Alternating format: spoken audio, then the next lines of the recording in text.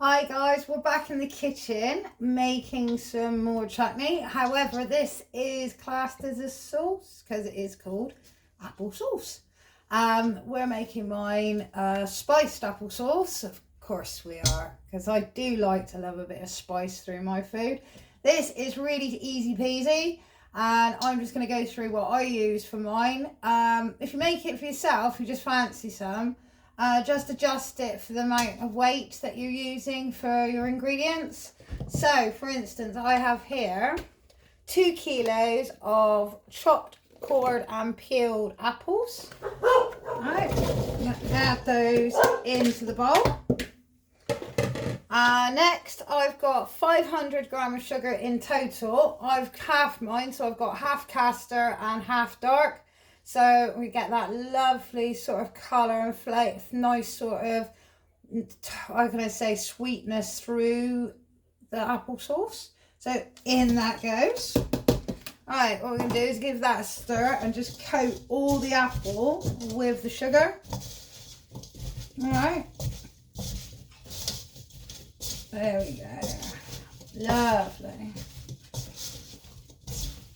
Alright. Next, I'm going to add some lemon juice. I've got about 100 ml of lemon juice.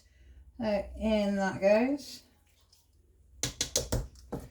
Again, just give that a little stir around. Not too much, because you don't want to smash the apples up. You want them to naturally collapse as it bubbles away. Alright, just pick up some of that sugar. It's falling down there. Alright, next bit.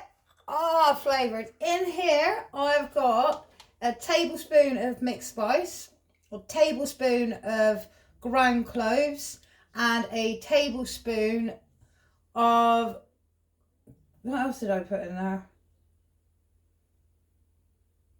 I think it was cinnamon. Almost drew a blank there. So we've got cinnamon, mixed spice and ground cloves. In again, just pour that all over, stir that again. See, straight away those flavors are just amazing. The smells are just absolutely stunning. Alright, there we go. Alright, next, 500 ml of dry cider. Buy a big bottle if you want some for yourself. There we are. Again, lovely stir.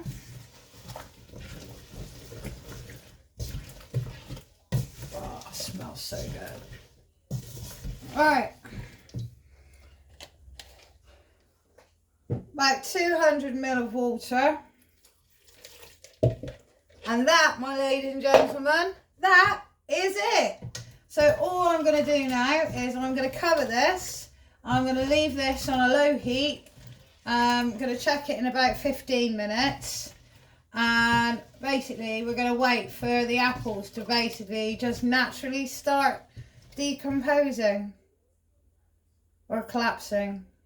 We're going to mush, as everyone likes to call.